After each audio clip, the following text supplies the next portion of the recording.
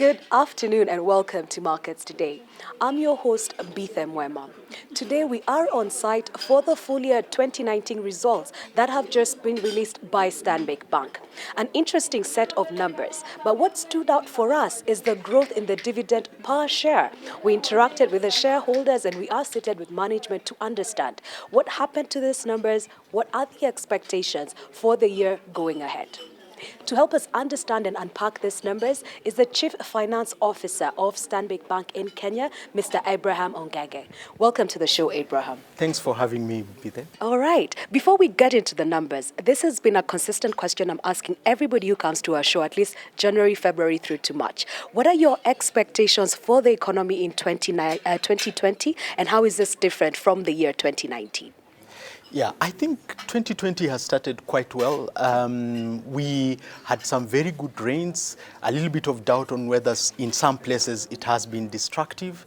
But I think with the lifting of interest rate caps, where I come from banking, that was a major thing. It has allowed us to start thinking more on how we then improve our financial inclusion. So we look forward to 2020. 2020 is an interesting year. But we did also notice that when you were making your presentation, you did allude to a fact that there could be a bit of distress in the economy. And this sort of trickles down to your financials in as far as credit impairment is concerned. Maybe you can briefly help us understand what are the areas of distress that you see and what could possibly be done by businesses to mitigate this? Yeah, I think the previous years have been largely slow. And what we've seen is that some of our customers were unable to meet their obligations. This has largely been due to some indirect effects of delayed government payments. It's quite pleasing that the government is focusing on this as a key item to kind of unlock some of the liquidity that we want to see in the market. So therefore, some of these customers, we will have to help them through this cycle, but we do hope that they will improve as we go through the year 2020. So is helping restructuring debt, or what does helping look like? Helping may include restructuring some of this debt. It also may include thinking about understanding their business much more and trying and solving for the ecosystem. So trying to help them get inputs and also get access to markets. All right, access to markets. I think that is something that everybody needs to be able to do. So we certainly wish you and your team the best in that. Looking at the financials, I know typically we'd want to go from the revenue through to the cost and then the bottom line. But I want us to start in reverse. The thing that stood out for us today, 22% growth in the dividend payout per share. Of course, some of your anchor shareholders were here and they're very excited. Explain to us, why did you decide to pay a higher dividend per share, and what does this indicate to the market and to the company for the future? One of our key values as Stanbic is that we do need to deliver superior returns to our shareholders. And the directors have recommended a 7.05 per share payment, which is at 22%, as you've rightfully said. This demonstrates the confidence we have in our business. It also demonstrates the confidence we have around a strategy that is working. So we are confident enough to say that we can sustain. It can be sustained. All right. Should we look at it as a dividend payout ratio that is sustainable, or what should the expectation be, at least for this year and next year? We do remain committed to meeting regulatory requirements from a capital perspective. And whenever we meet that, any excess that we have that is surplus to our growth needs will be paid out as dividend. Given the trajectory we see on our growth, that dividend will be sustainable as a... Okay, so 7.5 at least becomes the floor in terms of an absolute number, and maybe this can be the guidance. Are you giving guidance on this, or is it an open...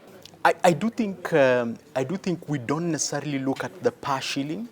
We look at the dividend times cover, and largely this comes to about 2.5 times dividend cover. It is something we can sustain from a dividend cover. So 7.05 could increase. Could increase, but the key thing to look out for is 2.05 as the dividend. 2.5, sorry, as the dividend cover. Okay, so you are saying that as a business, you are balancing out how much is required to grow the business vis-a-vis how much you're giving to shareholders. Now, on the rate cap conversation, we did hear a couple of the banks saying they had been reserving capital for a year, for 2 years, to be able to ride on this wave of opportunity that the rate cap would provide. Do you see an opportunity for you to aggressively lend in the market? Or in other words, what is your outlook for loan growth vis-a-vis the capital that you have as a business today? Yeah, in the year 2019 and also in the year 2018, we've done a lot in trying to prepare the market to be ready for lending. And some of the things we've done is to do some financial fitness sessions, focus a little bit more on women, and we do think we've made good progress in preparing the market for lending. So we are positive around lending growth, not to take away the fact that we do need to manage some level of distress. We are positive for lending growth, but we do think we need to play another piece around partnering with our customers to improve their credit worthiness. Okay. And what was the loan growth last year, and do you have a sense of what to expect for this year? So our loan book grew by about 4%, point in time comparison. On an average basis, it improved by about 13%. We do expect to see loan growth of about 10%. 10% in this year. Any specific sectors that you are looking at? We will continue to support the sectors that drive Kenya's growth, which is really aligned to our purpose. And we do see women as an area where we would want to support them a little bit more. We do see SMEs as a space where we would grow because they were underserved in the regime of interest rate capping.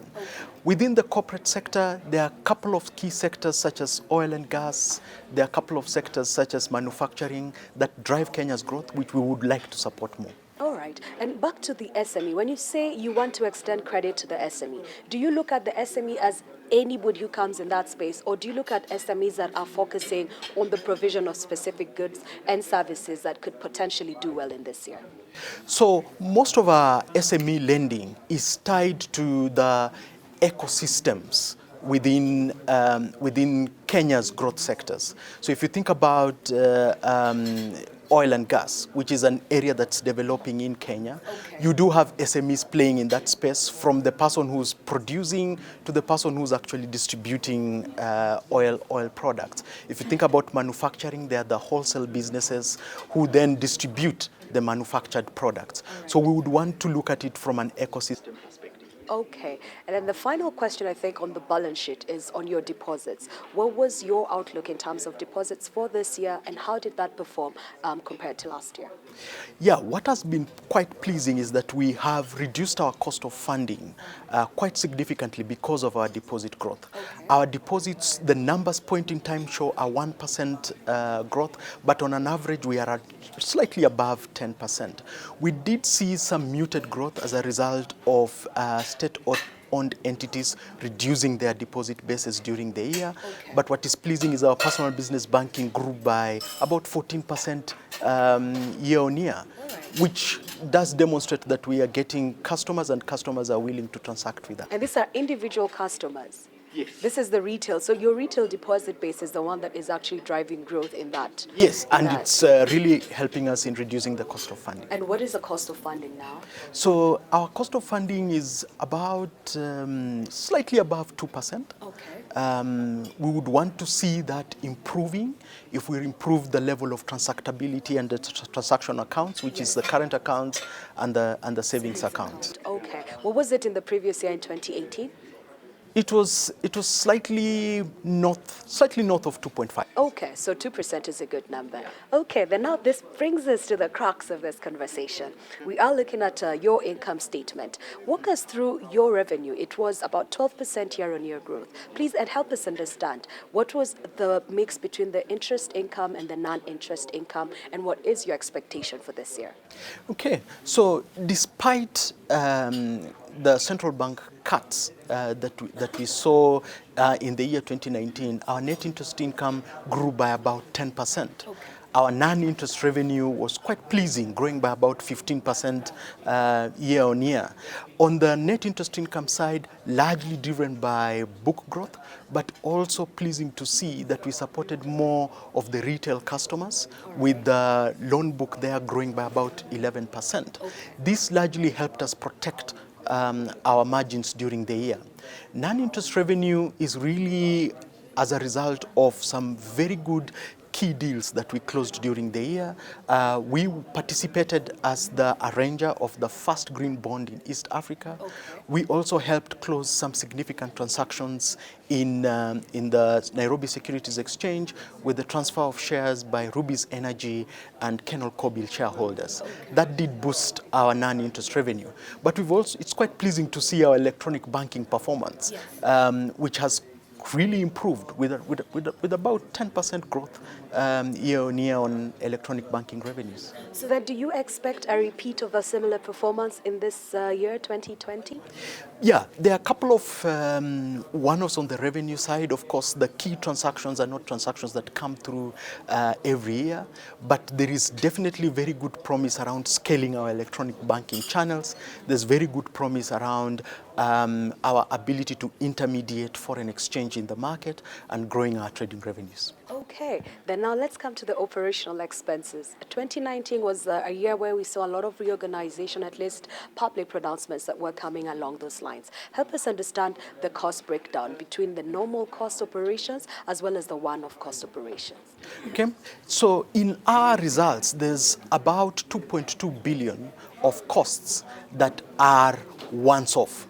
So if you take that out, our costs have grown largely by below inflation. So Okay. just slightly at 2%. At 2%. At 2% there. And what is the 2.2 billion as a total of what was the total expense line rather? So the total expense line at a group level was about 13 billion. 13 billion. Yeah, and so about 13.9 okay. billion. So if you Okay. take out 2.2 billion, All right. you're probably talking about 11.6 Okay. billion in normal costs. In normal costs, Yeah. okay.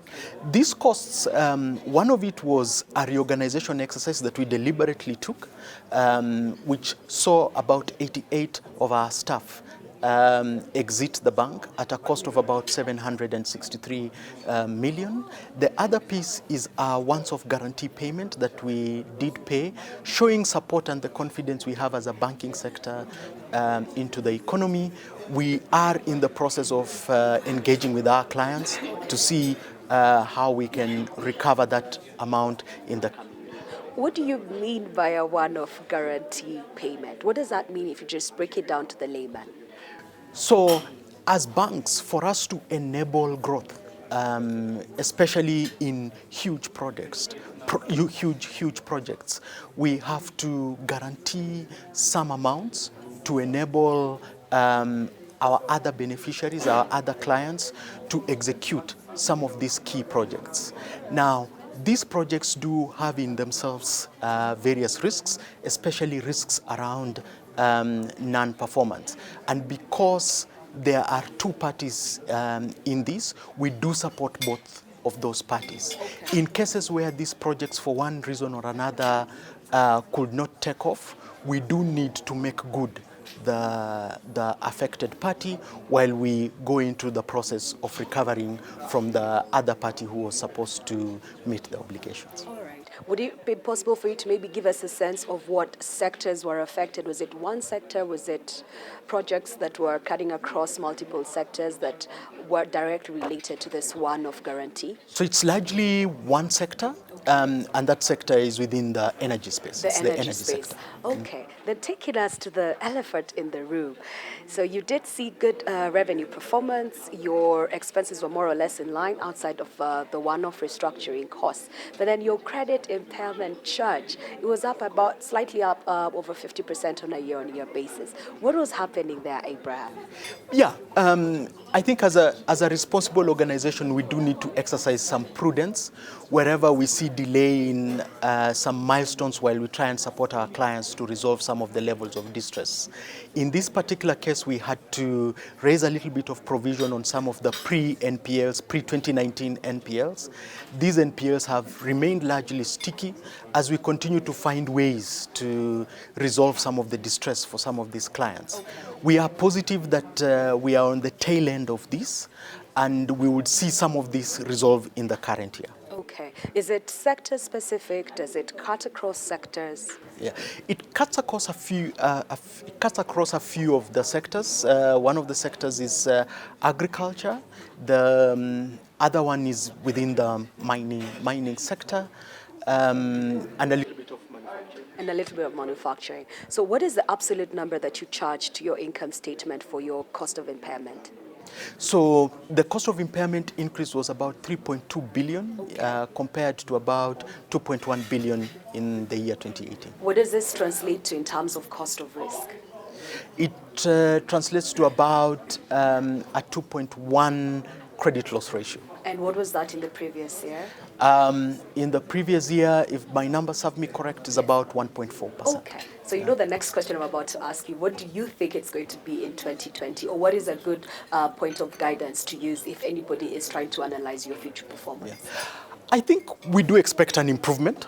I'd be hesitant to provide a guidance because we also want to continue exercising prudence should the milestones not be achieved. Okay. But definitely An improvement. All right, let me just ask this then maybe differently. For the majority of this, you do say they're sticky.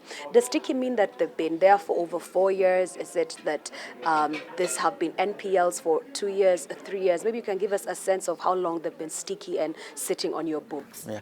You take an average of about 3 years, Okay. and I do think it reflects that as a responsible organization, we would not necessarily want to be too rough Yes. on clients, especially if we understand the underlying reasons of distress. Okay. Where the clients don't just meet the obligations, definitely we do need to exercise our rights to recover. To recover. Okay. Then the bottom line, that was 6.3 billion. That's the number that you're able to report. Rounded off to about 6.4. 6.4 billion. Okay, I'm on the lower side. You're the numbers person. 6.4 billion for the year. So then, what should we expect for this financial year 2020?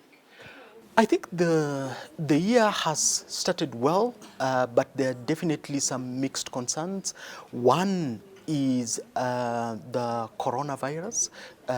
Luckily, as we speak, no known cases in Kenya, but even saying so, a little bit of impact around trade across the world, which may in one way impact the global growth of the world economy, and as a consequence, the growth of Kenya. I do think while we sometimes think about the locust invasion, it is important that we continue to monitor this to just ensure that we don't have the effects of the food basket areas being affected, and therefore an increase in inflation. Barring that, I do think government policy is accommodative for growth, especially in the banking sector. And we are positioning ourselves to try and help the SMEs, to help the youth, to help even women grow. So if I give you an outlook, I'm cautiously optimistic. Cautiously optimistic. I like that you have touched actually on trade. I have a side hustle that depends on imports from China, and our market is shrinking because we can't actually get input. But the key question here is, anytime you look at the banking statistics from the central bank as well as the exposure of the lending books to the economy, a huge segment of growth has actually come from trade and finance, and it has been the case for the last maybe 2 or 3 years, give or take. So what does that mean for this year? If we're not getting growth from the trade and finance, then what's the possible structure of lending expected to look like? Yeah, so I think we do have a proposition in the bank that allows most of our customers to access and complete their trades through our Africa-China trade program. That allows safe importation of goods from China without necessarily having to have the danger, as you may say, of travel. Okay. So we are looking at ways in which we can boost that. I think the one other thing we do need to reflect on is trade between African countries. Okay. I think there's immense opportunities there, and Standard Bank Group being part of being in about 20 countries in Africa has positioned itself well to enable trade within African countries. It's time we actually look at how we improve trade within the region. Within the region. Okay, but this sounds more like a longer term because the trade agreements are yet to be signed, at least by some of the larger trading partners in this continent. And we do know that this year is the year where the free trade agreement area, at least for Africa, is supposed to finally have the majority of the partners signing. Does the active trade take off this year, or do you think it takes off next year, the year after that? Are you really just setting the groundwork for activity that happens 2 or 3 years from today? Yeah, there would be some level of groundwork, but there is still a lot of untapped opportunity. If I also look at some of the opportunities we have within the Kenya space also, we do need to think about how we enable sectors that can be able to grow within our own borders. There's definitely opportunity, especially in agriculture, and if we can improve the incentives for our agriculture space, we should be able to find new revenues to protect the economy while we are riding out some of these. All right. So as we're coming to the end of this, you have talked about women. I think I've probably had you speak about women 3 times, lending to women. There is an interesting product from the bank, Datasphere. Maybe you can help us understand how does this product target women, and what lending opportunities are available for women-led businesses? Yeah. And we talk about women because as an organization, we have spent an immense amount of time to understand the woman. And we've found. How? I'm interested. That's an interesting comment. So we've done a lot of research. We've partnered with some of our key partners. If I could mention IFC, Okay. We've had working groups where we've sat down as an executive team to just feel what the woman feels about banking and access to financial services. All right. We've then tailored products that are specific to the woman person, and also tried to address some of their concerns. I think one of the biggest concerns women have is protection of family. Yes. And that's why it was important for us to be able to have a unit that intermediates insurance, so that the woman can actually be comfortable when they're walking out there and trying to look for something for their families, that their children, their property, their businesses are protected for generation to generation. So then the Dada product is really it's not necessarily a product in itself. It's actually a solution that covers both financial and non-financial aspects of women. We connect women to markets. We connect women to networks for learning. We connect women to their ability to save. But also then we then do the bespoke financial pieces around borrowing, around deposits and transactional services for some of their financial needs. It's quite exciting that when we've engaged with the women, we've engaged over 5,000 women, and we have a conversion rate of about 54%. Meaning for every 2 women we engage, 1 converts to a client. And that just tells you how deep we have solved for the women in Kenya. Okay. So then what are some of the practical engagements that women can have? Because I know that earlier in the presentation there was a commentary in as far as training women for tenders so that they can engage with the bank. So maybe 1 or 2 areas where you're saying, okay, fine, you are a women business. This is maybe one way you can either access credit or trade with the bank or with its partners. Just 2 very practical ways of saying, this is Datasphere, you are a woman, this is how you can benefit from engaging with Stanbic Bank.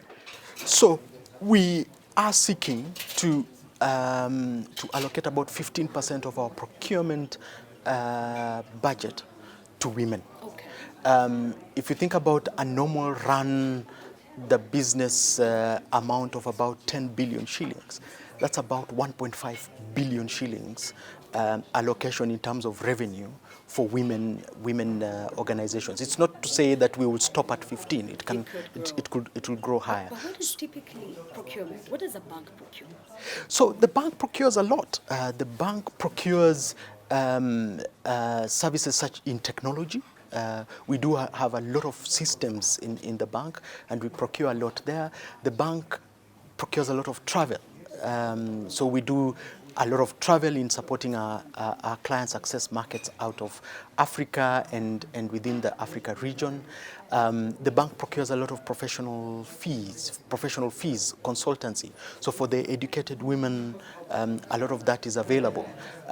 We do also have programs with which we train our staff, and some of the women, I mean, if I recall, a lot of my teachers were women. Okay. So some of the women, I'm very sure, are probably very experienced trainers. All right. And the bank can facilitate that if you are a training professional.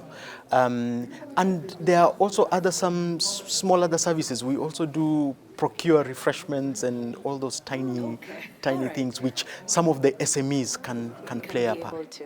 Okay. And then what about debt? When you say you want to extend debt to women through the data sphere as the anchor brand that engages with them, are there particular sectors that stand out, particular businesses that stand out that you're willing and you're able to evaluate and take that kind of credit risk? Yeah, we are particularly passionate about the women concept of chamas. Okay. And we are quite pleased by how women are able to grow and empower themselves through chamas. So we do see us coming as a partner to kind of just put in that uptick for them to get the opportunities faster than where they used to get before. So that's particularly something that we would want to focus on. Okay. All right. Fantastic. Abraham, thank you so much for your time.